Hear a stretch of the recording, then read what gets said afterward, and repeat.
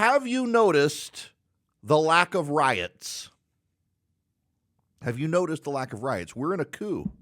It's a constitutional crisis. Caitlin Collins told us it's a constitutional crisis. The front page of the New York Times says liberal law professors, they leave out the word liberal, say it's a constitutional crisis. Donald Trump is defying judges, though he's not. Where are the riots? There have been calls, repeated calls for protest. Where are my riots? I want to see the riots. They said we were going to have riots. We haven't had riots. There have been all sorts of calls for protest. There have been calls for demonstrations in the street. We haven't gotten the demonstrations in the street. Is it a coincidence, I wonder? We have shut down USAID and its ability to fund left-leaning non-governmental organizations. And surprise, surprise, surprise, there are no riots across America. The rent-a-mob could not be rented when there was no money with which to rent them because USAID was not funding the left-wing causes. I'm beginning to believe it's not a coincidence. I do think there are coincidences in life. I'm just not sure this is a coincidence. Charlie, you'll remember this. Charlie and I have been to two Republican national conventions together. And in each one, there were brick droppers offers. There were people literally who would drop off piles of bricks at street corners for the rioters and the protesters to throw. There were people who would drop off pipes. Think about that. This literally happened. I mean, we saw it happen. It was all the buzz, particularly at the Republican convention in Tampa. There were people who would drop off bricks and pipes for the rioters to use against the police. And one of the things that police did in Tampa, Florida at that Republican convention was, that was 2012, that was Romney Ryan. And the police would run as rapidly as they could to wherever the bricks were being dropped up and try to collect them as quickly as they could so the rioters couldn't get them. Someone was paying for the bricks, let alone paying for the manpower to drop off the bricks. They did it in Minneapolis, St. Paul. They've done it in Wisconsin. They've done it repeatedly at Republican national conventions. Someone shows up with bricks to drop off in the street corners. I've seen it with my own eyes at the Republican convention in Tampa, Florida. Someone's paying for it. These are rent-a-mobs. I'm sorry, but a lot of the organic outrage is not organic. It's paid operatives. Where are they? Where are the paid operatives? They're not getting paid because USAID isn't funding the left-wing NGOs, so they're not showing up. I'm sorry. It's not a coincidence. I know some people want to think it's a coincidence. You want the latest protest? I kid you not. Now listen, I know that my flagship station program director is listening right now because I just got a text message from him, and he's right. They didn't burn down Philadelphia after the Super Bowl, although some of them tried, to be fair. There were riots, just not a lot. They were too drunk by the time the game was over. But I need to apologize to my flagship station program director, Ken Charles, because I may be about to just absolutely destroy the ratings of my flagship station and all the other stations when I play you this audio. This is the organized protest in Washington, D.C. against the cuts in employees in the civil service. Y'all, okay, pause. I wish I were making up what I'm about to play. I wish I were. But this is the real deal. They're not rioting, thank God.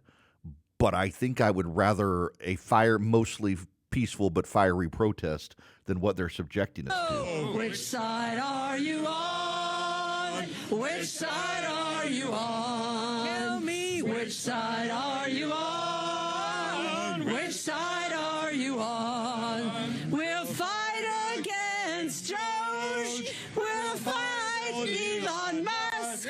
No, we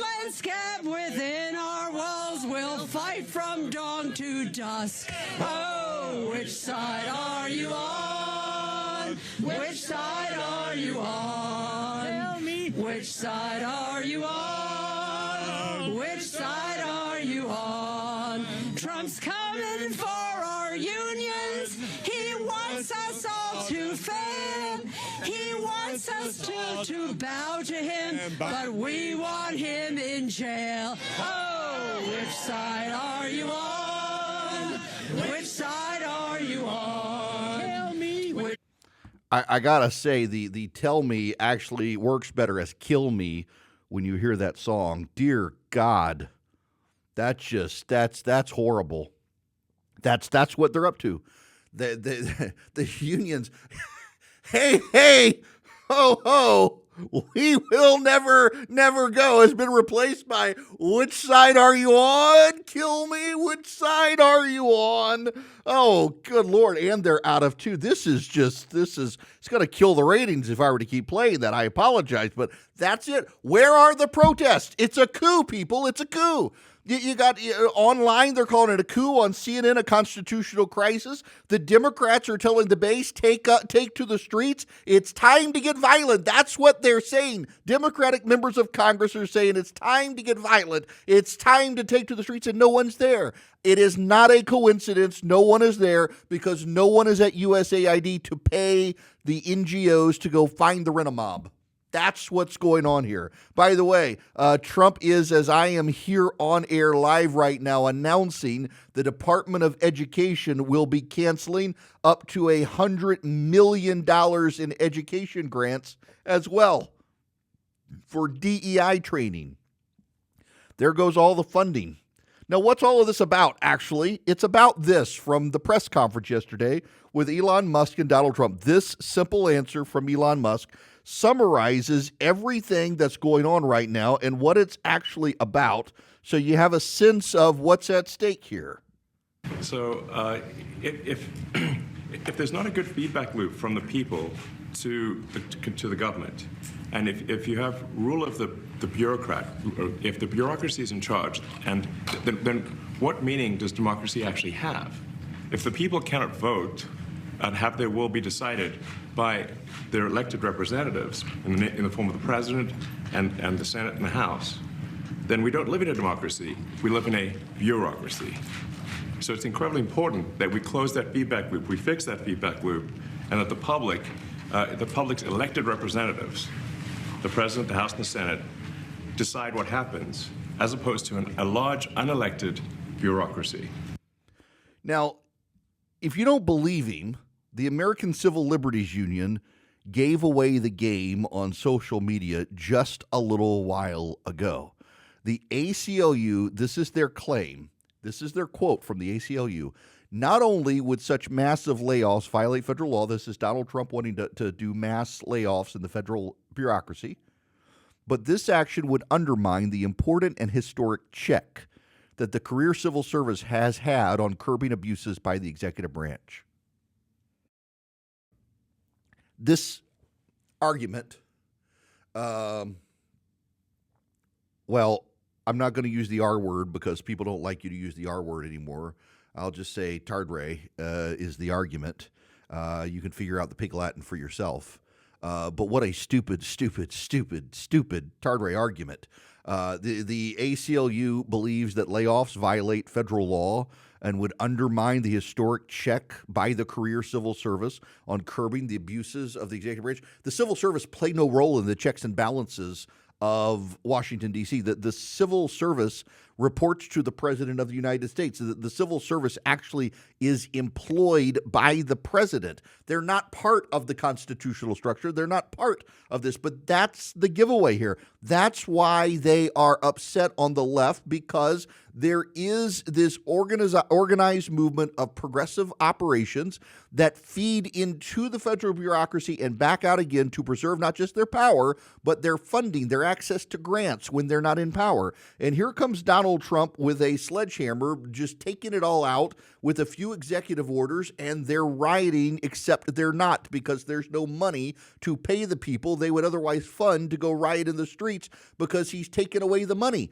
That's why they're upset. That's what a constitutional crisis is to the left, and that's Elon Musk's point. We're either a democracy or a bureaucracy, and what the left prefers is for us to be a bureaucracy. When they said Donald Trump is a threat to democracy, what they meant was he's a threat to their access to government funding to fund their activities when they're out of power. I got to say, the entire press conference was rather remarkable, including the story about the limestone cave. Did y'all hear that one? And then we were told, this is actually, I think, a great anecdote, because we were told that the most number of people that could retire possibly in a month is 10,000. We're like, well, why is that? Well, because all the retirement paperwork is manual on paper. It's manually calculated, then written down on a piece of paper. Then it goes down a mine. And like, what do you mean a mine? Like, yeah, there's a limestone mine where we store all the retirement paperwork. And you look at a picture of this mine. We'll post some pictures afterwards. And this mine looks like something out of the 50s because it was started in 1955. So it looks like it's like a time warp. And then the speed, the limiting factor is the speed at which the mine shaft elevator can move determines how many people can retire from the federal government. And the elevator breaks down sometimes, and then nobody can retire. By the way, he's telling the truth. That's not exaggerated. But what was so interesting last night is after this press conference, across news networks other than Fox, they says, well, show us the proof, show us the proof, show us the proof. He showed them the pictures of the mine shaft in the retirement center. He's not making it up. And the media that would take everything Joe Biden's team said as gospel now says, well, we have to have evidence of this. We just can't take your word for it. They will get their word for it. But I think the biggest proof that Elon Musk and Donald Trump are onto something is that in the midst of a supposed coup, the left is not marching in the streets because Donald Trump shut down USAID, which can't fund the left-wing organizations that pay for the bricks and the rioters to riot. There's no coup. There's no constitutional crisis. It's a talking point. And unfortunately for the left, for them, it's an unfunded mandate.